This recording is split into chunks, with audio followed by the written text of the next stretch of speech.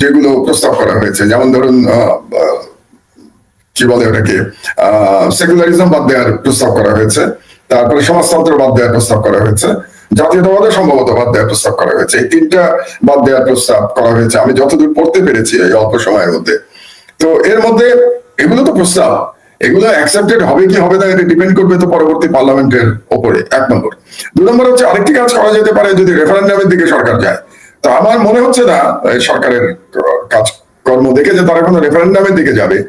তারা প্রস্তাবটা নিয়ে হয়তো রাজনৈতিক দলগুলোর সাথে নিশ্চয়ই এখন আলোচনা করবে, এবং রাজনৈতিক দলগুলো আলোচনার পরে তারা একটা ঐক্যমত্যে পৌঁছানোর চেষ্টা করবে।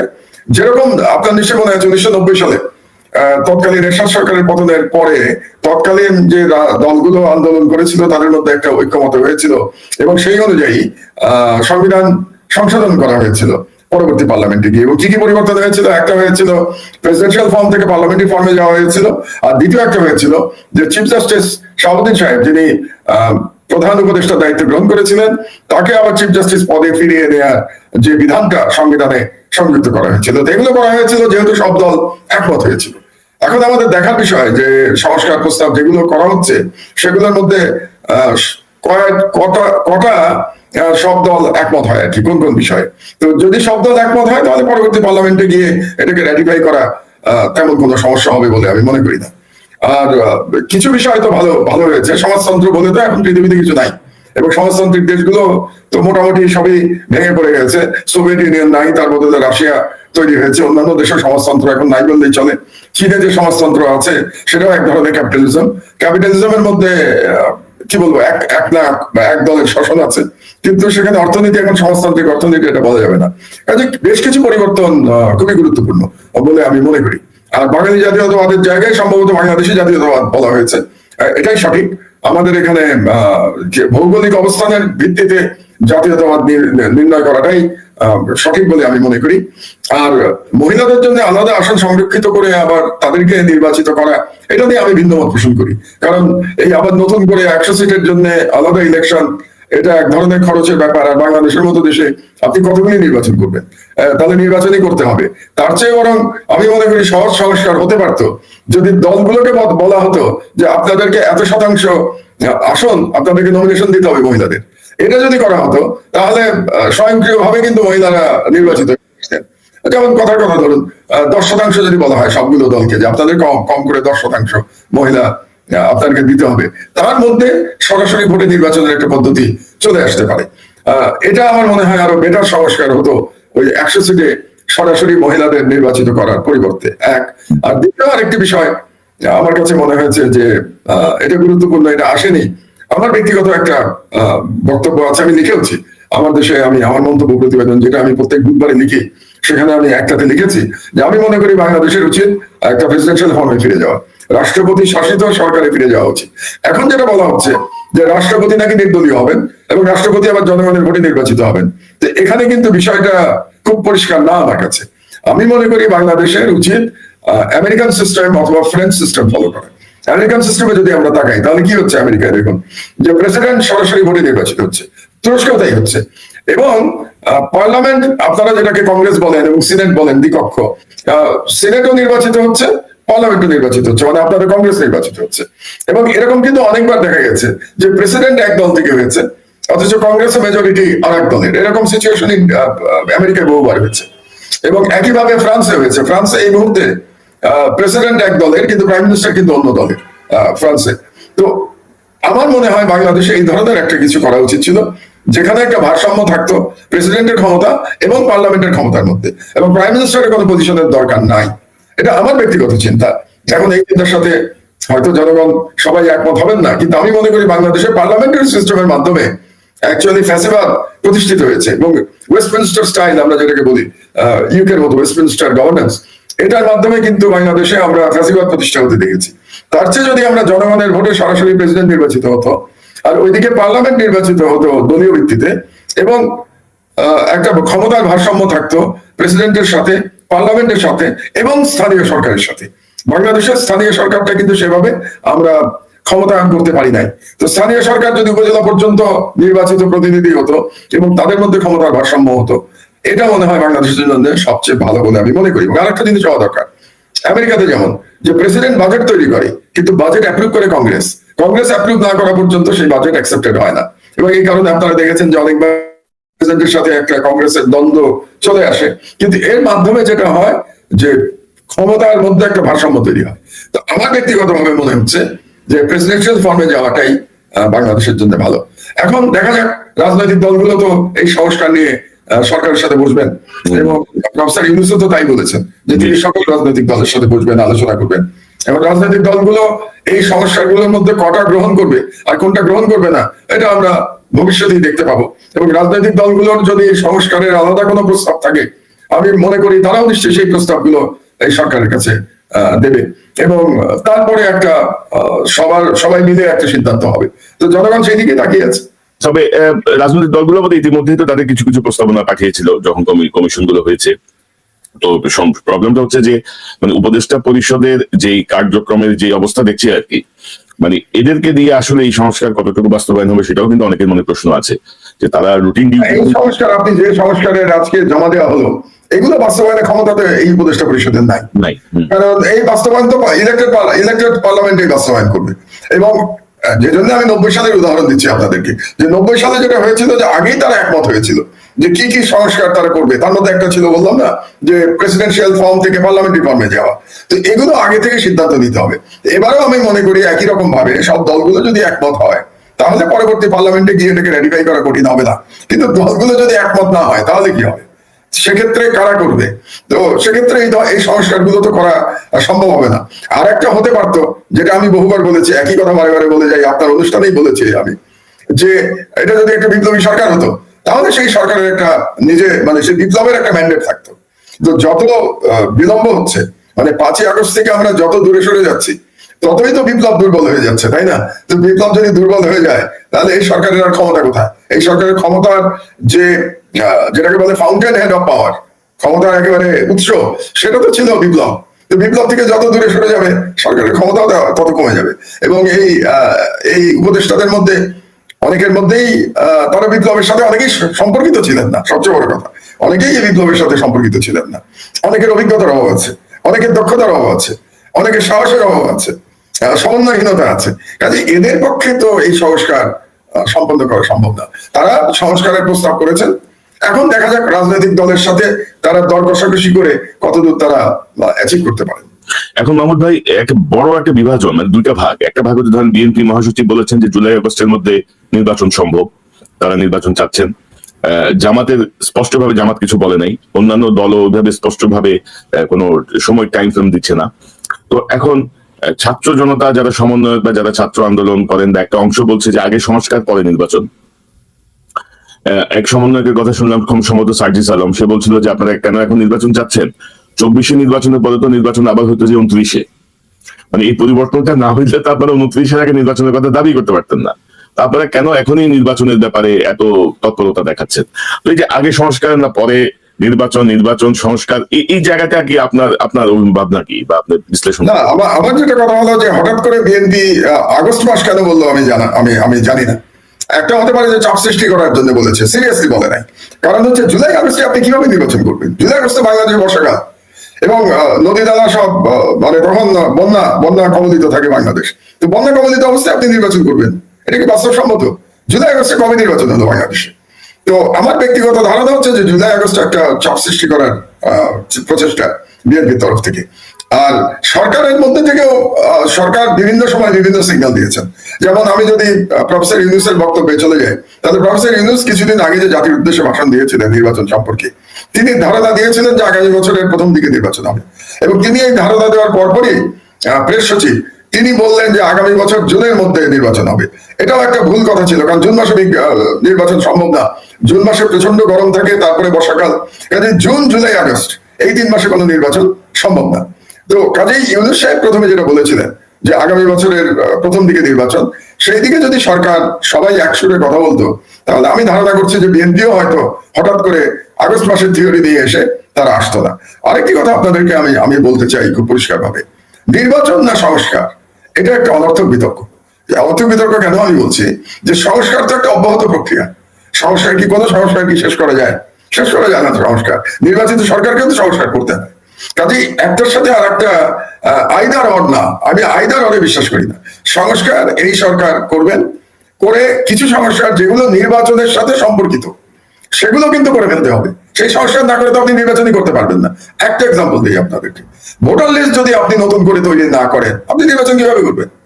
2008 সালের পর থেকে বাংলাদেশের জনগণ ভোট দিতে পারে নাই, এবং এই সময়ের মধ্যে যাদের বয়স হয়েছে ধরেন এখন 35, তারা কিন্তু ভোট দেয় নাই, এবং এই ভোটে তো 18 বছর বয়স পর্যন্ত ছেলেরা ভোট দেবে। তো যাদের 18 বছর বয়স হয়েছে তাদের আপনি ভোটার লিস্টে ইনক্লুড করবেন না, বাড়ি বাড়ি যাবেন না? তো ভোটার লিস্টের কাজটা এখনো শুরুই হয় নাই। তো তাহলে কিভাবে বিএনপি আগস্ট মাস জুলাই মাসের মধ্যে নির্বাচন করবে বললো আমার জানা নাই। দ্বিতীয় হচ্ছে আরেকটা ব্যাপার আছে, আপনি আগে ভোটার লিস্ট করবেন, তারপরে একটা ডিলিমিটেশনের ব্যাপার আছে। ভোটার লিস্ট করবার পরে আপনার আসনটা ঠিক করতে হবে, কতগুলো আসন, আসনের সীমানা কি হবে, কতজন ভোটারের আসন হবে, এগুলো সব ঠিক করতে হবে। যেমন আপনার মনে আছে নিশ্চয়ই 2008 সালের আগে এই নির্বাচনের ঠিক আগ দিয়ে তৎকালীন 11 সরকার হঠাৎ করে ডিলিমিটেশন করে এমন ভাবে পরিবর্তন করলো যাতে আওয়ামী লীগের সুবিধা হয়। যে সমস্ত জায়গায় বিএনপির সমর্থন বেশি ছিল সেই সমস্ত জায়গায় তারা আসন কমিয়ে দিয়েছিল, আপনার নিশ্চয়ই মনে থাকার কথা। তো এখন কি ডিলিমিটেশন করে বিএনপিরই তো স্বার্থ হওয়া উচিত যে আগের ডিলিমিটেশনে ফিরে যাওয়া? একটা এক্সাম্পল দেই, মানিকগঞ্জের এক্সাম্পল দেই আপনাদেরকে। মানিকগঞ্জে সাধারণত বিএনপি জিততো, ঐতিহাসিকভাবে বিএনপি জিতে এসছে। সেই মানিকগঞ্জ হঠাৎ করে 4টা আসন ছিল মানিকগঞ্জে, 2008 সালে এটাকে 3টা আসন করে দেওয়া হলো।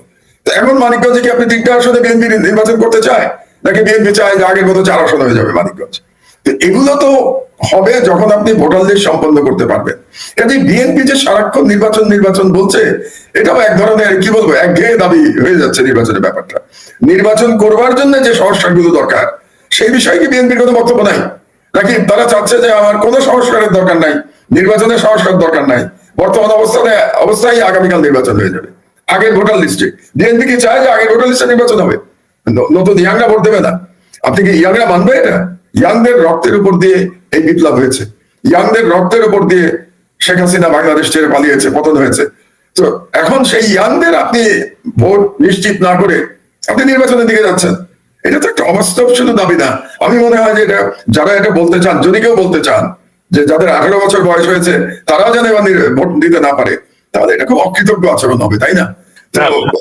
আমি পত্রিকা যেটা দেখছি যে 20 জানুয়ারি থেকে ভোটার নাগাদ হালনাগাদের কাজ শুরু হবে আর কি, তথ্য সংগ্রহ করবে, এবং তারা বলছে যে 30 জুনের মধ্যে কাজ শেষ হবে। তো এটা একটা উদ্যোগ দেখছি। আর আপনি যেটি বলছেন যে ডিলিমিটেশন 30 জুনে, আমি বলছি যে 30 জুন হচ্ছে ইলেকশন কমিশন বলছে 30 জুনের মধ্যে শেষ হবে। বাংলাদেশের আমরা যদি অভিজ্ঞতা দেখি, একেবারে ওই তারিখের মধ্যে কি শেষ করা সবসময় সম্ভব হয়? আপনি দেখবেন হয়তো আর 1-2 মাস বেশিও লেগে যেতে পারে। তো তা যদি লাগে তাহলে আপনার ভোটার লিস্ট শেষ করতেই তো জুলাই আগস্ট চলে আসবে। তো তারপরে ডিলিমিটেশনের প্রশ্ন আসবে, আরো 1-2 মাস লেগে যাবে ডিলিমিটেশন করতে। তাহলে এমনিতেই তো আপনি যদি খুবই গতিশীলতার সাথে আপনি নির্বাচন করেন, তাহলে নভেম্বরের আগে আপনি নির্বাচন কিভাবে করতে পারছেন? কাজেই বিএনপি, আমি মনে করি বিএনপি নিজেও বোঝেন যে জুলাই আগস্টের যে দাবি তারা করেছে এটা বাস্তবসম্মত না। কাজেই আমার ব্যক্তিগত, আমি এটা অনেক আগে আপনার অনুষ্ঠানে বলেছিলাম যে আমি ব্যক্তিগতভাবে দেখতে চাই যে আগামী শীতে নির্বাচন হয়ে যাওয়াটা ভালো বাংলাদেশের জন্য। আগামী শীত বলতে নভেম্বর থেকে মার্চের মধ্যে, নভেম্বর থেকে ফেব্রুয়ারির মধ্যে, আমি বরং বলবো নভেম্বর থেকে ফেব্রুয়ারির মধ্যে নির্বাচন হয়ে যাওয়াটা সবার জন্য ভালো। তো এখন এটা এই সরকার করতে পারবে কিনা, আর দ্বিতীয়ত হচ্ছে যে বিএনপি এটা মেনে নেবে কিনা। তো আমার মনে হয় যে তারা যদি আগস্ট পর্যন্ত যেতে রাজি থাকে, তাহলে তারপরে আর 4-5 মাস যদি লাগে, তো এতে মাথার উপরে আকাশ ভেঙে পড়বে না, এবং এতে আলোচনায় বসলে আলোচনার টেবিলে এটা সমাধান হওয়া সম্ভব। আমার মনে হয় আপনি যদি বলছিলেন এই যে চাপ সৃষ্টির কৌশল হিসেবে এটা হতে পারে, কারণ সরকার তো আসলে খুব লেথার্জিক আর কি, খুবই লেথার্জিক সবকিছুতেই। এবং ডিলিমিটেশনের যে গুরু ব্রিগেডিয়ার সাখাওয়াত, তিনি তো এখন উপদেষ্টা পরিষদেই আছেন। নির্বাচন করেছিলেন, তিনি তো এই ডিলিমিটেশন করেছিলেন 2008 সালের 11 সরকারের সময়। এখন উনি বসে থেকে এটাকে আবার আগের অবস্থা, বিএনপির পক্ষ থেকে এই জাতীয় কোনো দাবিও আমরা এখনো দেখি নাই। যে আগের পক্ষ থেকে যেটা আমি খুব হতাশ হচ্ছি, মানে বাংলাদেশের নাগরিক হিসেবে হতাশ হচ্ছি, যে বিএনপির পক্ষ থেকে এক নির্বাচনের দাবি করা ছাড়া অন্য কোন জনগুরুত্বপূর্ণ বিষয়ে আমি তেমন কোনো দাবি দেখতে পাইনি। যেমন ধরেন এই যে আওয়ামী লীগ এই ধরনের জুলুম করে গেল, এত দুর্নীতি করে গেল, সেই দুর্নীতির বিরুদ্ধে বিএনপির কিন্তু তেমন কোনো দাবি দেওয়া নাই। দুর্নীতিবাজদের বিরুদ্ধে বিএনপির কোনো দাবি দেওয়া নাই। আমার দেশ, আমাদের পত্রিকা আলহামদুলিল্লাহ আজকে হচ্ছে আমাদের কতদিন, 10 দিন, আর আজকে হলো 15 তারিখ।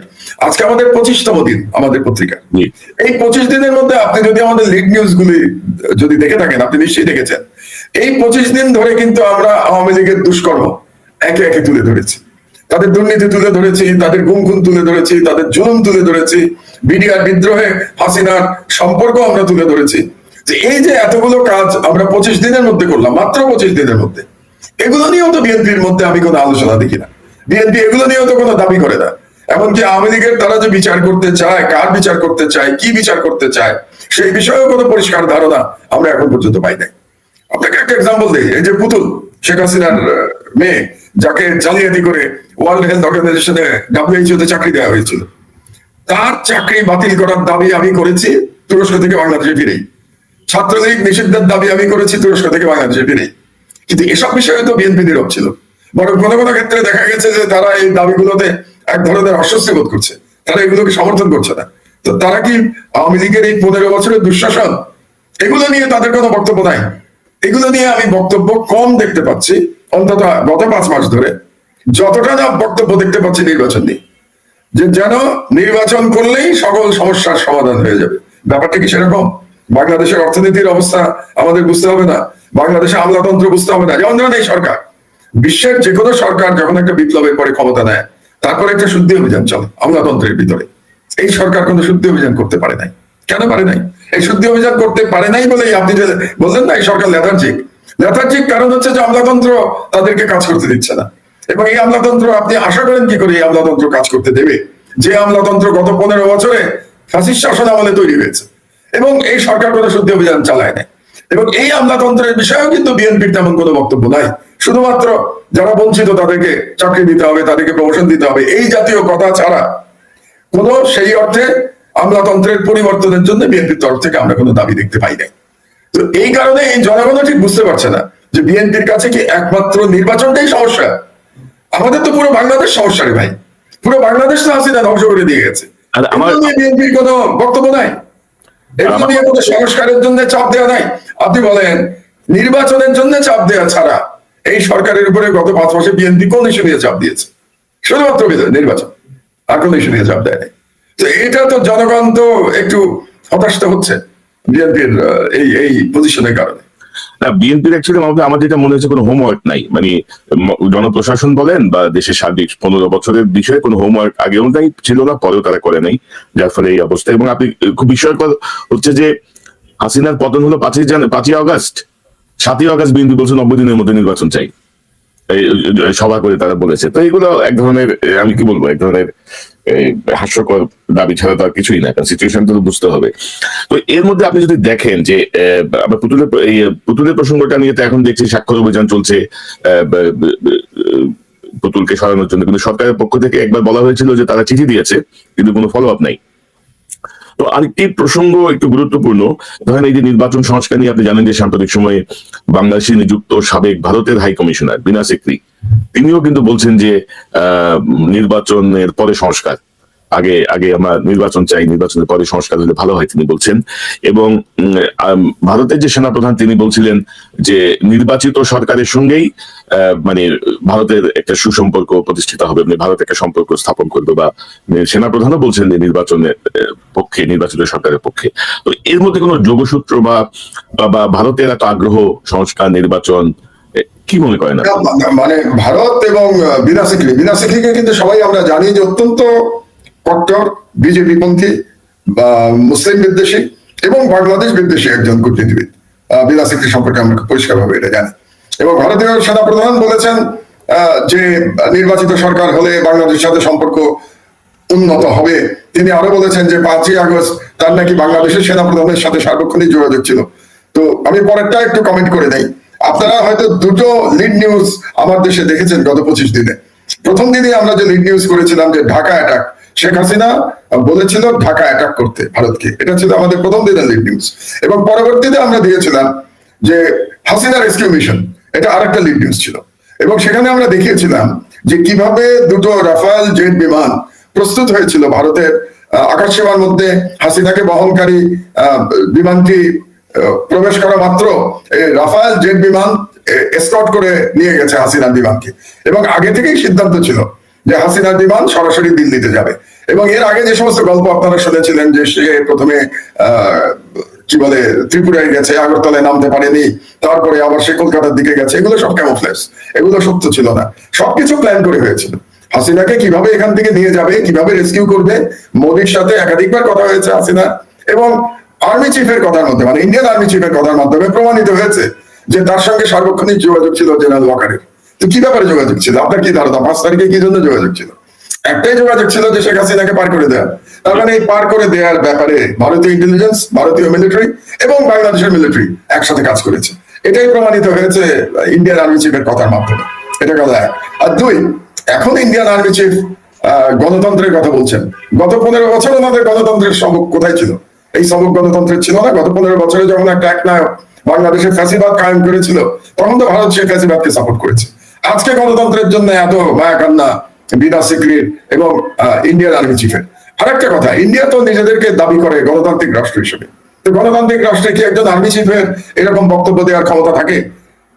আর্মি চিফ টোটালি সিভিল অ্যাডমিনিস্ট্রেশনের অধীনে থাকে গণতান্ত্রিক দেশে।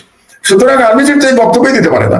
এই ধরনের বক্তব্য তো দেবে Indian government, Indian foreign minister, অথবা ইন্ডিয়ান অন্যান্য মন্ত্রীরা কিংবা বিজেপি, তারা এই ধরনের বক্তব্য দেবে। আরেকটা বিষয় আমি বলতে চাচ্ছি যে এই যে ভারতের যে সুর, সেই সুরের সাথে বিএনপির সুরের একটা মিল আমরা দেখতে পাচ্ছি। যে বিএনপিও বলছে নির্বাচনের কথা, ভারতে বলছে হ্যাঁ তাড়াতাড়ি নির্বাচন হয়ে যাওয়া উচিত, মিনা সিকরি বলছে, আর্মি চিফও বলছে তাড়াতাড়ি নির্বাচন হয়ে যাওয়া উচিত। এতে অবশ্য আমি মনে করি বিএনপির আনন্দিত হওয়ার কথা, কারণ বিএনপি এ পর্যন্ত আমরা দেখেছি যে ভারত বিএনপিকে অ্যাকসেপ্টই করতে চায় নাই। ভারত পুরোপুরি হাসিনার উপরে সওয়ার হয়েছিল, হাসিনার উপরে ভর করেছিল, এবং হাসিনাই তাদের একমাত্র পছন্দের ব্যক্তি ছিল। ওই যে বলে না, all eggs in one basket, যে সকল ডিম একটা ঝুড়িতেই ছিল, আওয়ামী লীগের ঝুড়ি, বা আরো বলতে গেলে হাসিনার ঝুড়িতে ছিল। এবং বিএনপি তো চেষ্টা করেছিল ভারতের সাথে সম্পর্ক উন্নয়নে, কিন্তু তখন বিএনপির দিকে তাকিয়েও দেখে নাই ভারত। আমার পরিষ্কার মনে আছে যে জয়শঙ্কর সরাসরি বলেছিল যে যতদিন না বিএনপি ইসলামিস্টদের সাথে সম্পর্ক ত্যাগ না করবে, ততদিন ভারতের সাথে বিএনপির কোনো সম্পর্ক স্থাপন হওয়া সম্ভব না। তো এখন হয়তো ভারত মনে করতে পারে যে বিএনপি ইসলামিস্টদের সাথে সম্পর্ক ত্যাগ করেছে, কাজে সেই অর্থে বিএনপি এখন ভারতের কাছে গ্রহণযোগ্য হয়ে যেতে পারে। তো বিএনপিও আনন্দিত হবে যে ভারত যদি খুশি থাকে, তাহলে বিএনপির পক্ষে ক্ষমতায় যাওয়া এবং ক্ষমতায় টিকে থাকা সম্ভব হবে। মানে আরেকটা ভয়াবহ রাজনৈতিক বিপর্যয়ের মুখে পড়ে কিনা এই দলটা, এটাই হচ্ছে চিন্তার বিষয় আর কি। কারণ 5ই আগস্টের পর থেকে একের পরে যে ঘটনাগুলো ঘটছে, জামাতের সঙ্গে তাদের একটা বিশাল দূরত্ব বলবো না, মানে কনফ্রন্টেশন চলছে, রীতিমতো মানে দ্বন্দ্ব চলছে, তাদের দ্বন্দ্ব চলছে, দূরত্ব মানে মুখোমুখি সংঘর্ষের অবস্থা, এবং অনেক জায়গায় সংঘর্ষ হচ্ছে ছাত্র সংগঠনগুলো। সংঘর্ষ কেন? বিএনপির এক নেতা তো বলেছেন যে যুদ্ধাপরাধীদের বিচার ঠিকই ছিল, এটা অব্যাহত রাখা উচিত। তাহলে তো ধারণা করে নেওয়া যেতে পারে বিএনপি ক্ষমতায় আসলে আবার তারা যুদ্ধাপরাধীদের বিচার শুরু করবে, এটাও তো হতে পারে। তারপরে ছাত্রদের সঙ্গে দূরত্ব বাড়ছে, আওয়ামী লীগ নিষিদ্ধ চায় না, মানে সব মিলায় ধরেন একটা মানে একটা জটিল পরিস্থিতি বিএনপি নিজেরাই নিজেদের আশেপাশে তৈরি করে ফেলছে। এটি আমাদের পর্যবেক্ষণ। আমি জটিল বলবো না, আমার মনে হয় বিএনপি ধরেই নিয়েছে যে বিরোধী দল কি হবে, বাংলাদেশে নির্বাচন হলে বিরোধী দল হবে জামাত। তারা মনে করতেই পারে যে জামাত বিরোধী দল হবে। কাজে এখন থেকে সরকারি দল এবং বিরোধী দলের যে আমরা দ্বন্দ্ব কথার লড়াই দেখতে পাই, হয়তো আমরা নির্বাচনের আগে এটা দেখতে পাচ্ছি। আর জামাতও মনে করছে, জামাতও অনেক বক্তব্য দিয়েছে যেটা আপত্তিজনক বিএনপির জন্য। এর অনেকগুলো এক্সাম্পল আমরা দিতে পারি। যেমন জামাত চাঁদাবাজির যে অভিযোগগুলো উত্থাপন করছে, বিএনপির নাম নিয়ে নয়, কিন্তু যেভাবে বলছে তাদের বিএনপির দিকেই যাচ্ছে। কাজে সেই দিক দিয়ে জামাতও বিএনপির সাথে একটা যুদ্ধমুখী ভাব আমরা দেখতে পাচ্ছি। কাজে ভবিষ্যৎ রাজনীতি নতুন করে তৈরি হচ্ছে, নির্মাণ হচ্ছে বাংলাদেশ। এখন সেখানে আওয়ামী লীগের বেলায় কি হবে? বিএনপি তো আওয়ামী লীগকে নিয়ে নির্বাচন করতে চায়। তো বিএনপি আওয়ামী লীগ যদি নির্বাচনে আসে, এই যে টিউলিপের যে কাণ্ড, মানে তাদের যে দুর্নীতি বেরোচ্ছে একের পর এক, শেখ হাসিনা পালিয়ে গেছে, ভারতের আশ্রয়ে আছে, টিউলিপের মন্ত্রিত্ব চলে গেল চুরির দায়, বা চুরি করা ফ্ল্যাটের মালিকানা বা সেটা সুবিধা নেওয়ার দায়। ওইদিকে শেখ হাসিনার পুত্র বলেছে সে 3 বছর আগে নাকি তার স্ত্রীকে ডিভোর্স করেছে, এবং সেখানে তার বিরুদ্ধে দুর্নীতির অভিযোগ প্রায় প্রমাণিত হওয়ার পর্যায়ে চলে গেছে। আপনি আমার থেকে ভালো জানবেন যে আমি শুনতে পাচ্ছি এফবিআই অনেক কিছু, জাস্টিস ডিপার্টমেন্ট অনেক কিছু প্রমাণ পেয়ে গেছে তার মানি লন্ডারিং এর এবং অন্যান্য দুর্নীতির, এবং আরো বড় দুর্নীতি নাকি খোঁজা হচ্ছে, আরো বড় দুর্নীতি। কাজেই প্রমাণ হয়ে গেছে যে শেখ হাসিনা পরিবার একটা দুর্নীতিবাজ পরিবার, শেখ পরিবার। 2 নম্বর হচ্ছে তারা একটা খুনি পরিবার, কারণ তারা প্রচুর হত্যা করে গেছে, এখানে গুম খুন করেছে, বিডিআর হত্যাকাণ্ড চালিয়েছে, ম্যাসাকার করেছে, শাপলা চত্বর ম্যাসাকার করেছে, সর্বশেষ জুলাই বিপ্লবে তারা ম্যাসাকার চালিয়েছে। তো এত অপরাধ যাদের, তাদের পক্ষে রাজনীতি থেকে ফিরে আসা এত সহজ, তারা এত সহজে রাজনীতিতে ফিরে আসবে, নেতৃত্ব কারা দেবে এবং তারা এসে নির্বাচন করবে, ব্যাপারটা কি এত সহজ নাকি? তো যদি আমরা ধরে নেই যে হ্যাঁ ঠিক আছে আওয়ামী লীগ নির্বাচনে আসবে এবং বিএনপিও চায় আওয়ামী লীগ নির্বাচনে আসুক, তো সেই অবস্থায় হয়তোবা বিএনপি চাইতে পারে যে আওয়ামী লীগই তাহলে বিরোধী দলে থাকুক, সেটাও তাদের তাদের প্রত্যাশা হতে পারে। আমি জানি না তাদের রাজনৈতিক কৌশল কি হবে, কারণ যদি আওয়ামী লীগ নির্বাচনে আসে তাহলে নির্বাচনে তো 4টি পক্ষ আমরা দেখতে পাচ্ছি। আপনি বলবেন 4 নম্বর পক্ষটা কি, সেটাতে আমি আসছি। 1 নম্বর পক্ষ তো আমরা দেখতে পাচ্ছি বিএনপি, এবং মনে করা স্বাভাবিক যে নির্বাচন হলে বিএনপি ক্ষমতায় যাওয়ার কথা, যাওয়া উচিত, না যাওয়ার আমি কোনো কারণ দেখি না, যদি না তার বিরাট কোনো ভুল করে ফেলে। 2 নম্বর হলো জামাত, 3 নম্বর আওয়ামী লীগ, চতুর্থ হচ্ছে ছাত্ররা। তারা তো বোঝাই যাচ্ছে যে তারা একটা দল করার দিকে অগ্রসর হচ্ছে, এবং তারা যদি দল করে এবং নির্বাচনে আসে তাদেরও একটা দল থাকবে, যেটা খুব শক্তিশালী না হলেও ইয়াংদের একটা সাপোর্ট তো তাদের প্রতি আছে। আপনিও জানেন আমিও জানি যে তরুণরা একটা পরিবর্তন চায় বাংলাদেশে। তো সব মিলে 4টে দলের মধ্যে যে নির্বাচন বা যে প্রতিদ্বন্দ্বিতা হবে আগামী নির্বাচনে, সেই নির্বাচনে বিএনপি চাইতে পারে যে আওয়ামী লীগ বিরোধী দলে থাকুক, জামাত 3 নম্বরে থাকুক, এটাও তাদের চাহিদা হতে পারে। এই জন্যই তারা এত আগে থেকে জামাতকে মেইনলি টার্গেট তারা করছে। আপনি দেখেন তাদের নেতাদের বক্তব্যে এখন যতটা আওয়ামী লীগের বিরুদ্ধে তাদের বক্তব্য, তার থেকে বেশি বক্তব্য কিন্তু জামাতের বিরুদ্ধে। এবং আরেকটি জিনিস আপনাদেরকে স্মরণ করিয়ে দিই, আমার দেশ প্রকাশিত হওয়ার আগ পর্যন্ত আপনি আমি বহুবার আলাপ করেছি, বাংলাদেশের মিডিয়ায় কিন্তু এই আওয়ামী লীগের যে দুঃশাসন সেগুলো নিয়ে কিন্তু নিউজ বেরোচ্ছিল না বাংলাদেশের মিডিয়ায়। মানুষ ভুলেই গেছিল বাংলাদেশে যে হাসিনা কি করে গেছে। বেশিরভাগ আলোচনা হচ্ছিল বর্তমান সরকারের ব্যর্থতা নিয়ে, মিডিয়ার সর্বদা আলোচনা করছিল ইউনূস সরকার কি ভুল করেছে, কিন্তু হাসিনা যে কি সর্বনাশ করে গেছে এই আলোচনা প্রায় বন্ধ হয়ে গেছিল। এই আলোচনা শুরু করেছে কিন্তু আমার দেশ আসার পরে গত 25 দিনে আমরা প্রতিদিন নিউজ করেছি লুটপাটের ব্যাপারে, শেখ হাসিনার এবং তার জুলুম, তার হত্যার ব্যাপারে। এবং আমার দেশ করার কারণে এখন অন্যান্য মিডিয়া বাধ্য হচ্ছে এই আওয়ামী লীগের দুঃশাসন নিয়ে নিউজ করবার জন্য, সেটা টেলিভিশনে হচ্ছে, সেটা প্রিন্ট মিডিয়াতে হচ্ছে। এবং আপনি শুনলে অবাক হবেন, কোন জাতীয় সংবাদপত্র এখন আমার দেশের সংবাদকে নকল করছে। এটা আশ্চর্য, এটা আমি দেখি নাই, আমি যতদিন ধরে মিডিয়ার সাথে আছি এটা আমি দেখি নাই। যেমন 2টো এক্সাম্পল দিই আপনাকে, আমাদের লিড নিউজ গুলো কন্টেন্ট তৈরি করে ইত্তেফাকের মতো একটা পত্রিকা তাদের ইউটিউবে চালাচ্ছে আমার দেশের লিড নিউজ, যুগান্তর তাদের ইউটিউবে চালাচ্ছে আমার দেশের লিড নিউজ। মানে এটা তো একেবারে মানে কি বলবো, এটা তো অন্যায়, এটা তো আপনি করতে পারেন না। এবং আপনি যদি একটা জাতীয় দৈনিক হন, ইত্তেফাকের মতো পত্রিকা, সে কিভাবে আমার দেশের, এবং কোনো ক্ষেত্রে আমাদেরকে ক্রেডিটও দিচ্ছে না, আমাদের নিউজ তারা চালাচ্ছে, আমার দেশের নামও নিচ্ছে না, কোনো ক্ষেত্রে নিচ্ছে, কোথাও তারা নিচ্ছে না। তো এখন এই যে বাধ্য হলো বাংলাদেশের মিডিয়া হাসিনার দুঃশাসনকে আবার তুলে ধরতে, এটা বাধ্য হয়েছে 25 দিনে আমার দেশের জন্য। আমার দেশ না থাকলে এখনো দেখতেন যে হাসিনার কুকর্ম প্রায় ভুলে গেছে বাংলাদেশের মানুষ, এরকম একটা সিচুয়েশন তৈরি হতো। তো বিএনপিরও যে এখন আমি নেতা নেত্রীদের যে বক্তব্য দেখছি, তাতে এই 15 বছরের দুঃশাসনের বর্ণনা আমি দেখছি না, বা তার প্রতিবাদ দেখছি না। তার থেকে বরং দেখছি একসময় যারা একসাথে লড়াই করেছে, জুলাই বিপ্লবে লড়াই করেছে। আপনি বলেন এখন যে দ্বন্দ্ব চলছে, কার সাথে কার দ্বন্দ্ব বেশি চলছে? বিএনপির সাথে জামাতের দ্বন্দ্ব চলছে, এমনকি বিএনপির সাথে নতুন ছাত্র যারা দল করতে যাচ্ছে তাদের দ্বন্দ্ব চলছে। অথচ সেই তুলনায় বিএনপির সাথে আওয়ামী লীগের দ্বন্দ্ব কিন্তু এখন আর আমরা খুব একটা শুনতে পাচ্ছি না। তো খুবই একটা নতুন ধরনের রাজনীতি বাংলাদেশে। এবং আমি যতটুকু আমার সোর্সে যতটুকু জানি যে বিএনপির কেউ মনে করে যে শক্তিশালী বিরোধী দল হিসেবে তারা আওয়ামী লীগকে পছন্দ করে, জামাত কেউ না আর কি। মানে আওয়ামী লীগ নির্বাচন করেও বিরোধী দলে বসুক, তাইলে ভালো হবে, এরকম একটা ধারণা তাদের মধ্যে কারো হয়তো কেউ পোষণ করে। আর আরেকটি বিষয় আপনি যদি দেখেন যে বিএনপির মনে হচ্ছে যেন মানে আমরা ক্ষমতা গেলে সব করবো, মানে আমরাই করবো। এই যে ধরনের আপনি যদি বলছিলেন হেফাজত হত্যাকাণ্ড নিয়ে কোনো সুস্পষ্ট দাবি নাই, বিডিআর হত্যাকাণ্ড নিয়ে সুস্পষ্ট দাবি নাই, আওয়ামী লীগ আমলের ঘটে যাওয়া সকল অপকর্ম নিয়ে কিন্তু বিএনপির সুনির্দিষ্ট কোনো দাবি বা মানে মুভমেন্ট নাই, কিন্তু যে আমরা ক্ষমতায় যাই আমরাই সব করবো, এরকম একটা ব্যাপার আর কি। তো আমার তো মনে হয় যে কিছু সেন্সিটিভ ইস্যু অন্তর্বর্তীকালীন সরকারের মাধ্যমে করে নিতে পারলে এটা একটা স্ট্রং রাজনৈতিক মুভ হতে পারতো, তাই না? না, আমি যেটা মনে করি যে ভাই কতটা সংস্কার এই সরকার করতে পারবে আমি জানি না, এবং আমি এই বিষয়ে একমত যে যে সাংবিধানিক সংস্কার করার ম্যান্ডেট এই সরকারের নাই। আমি কিন্তু এটা বলে যাবো, কন্টিনিউসলি বলে যাবো। এটা হয়তো এই সরকারের পছন্দ না হতে পারে, কিন্তু আসলে আপনাদের ম্যান্ডেট নাই, কারণ ম্যান্ডেটটা আপনারা হারিয়ে ফেলেছেন প্রথম দিন বিপ্লবী সরকার ঘোষণা না দিয়ে। তো যেহেতু আপনারা দেন নাই, তো ম্যান্ডেট আপনারাই হারিয়েছেন, আপনাদের ম্যান্ডেট নাই এটা করবার। কিন্তু কতগুলো কাজ তো হতে হবে ভাই নির্বাচনের আগে। শেখ হাসিনার বিচার তো হতে হবে, নাকি বিচার হতে হবে না? আওয়ামী লীগের যারা হত্যাকারী তাদের বিচার তো হতে হবে।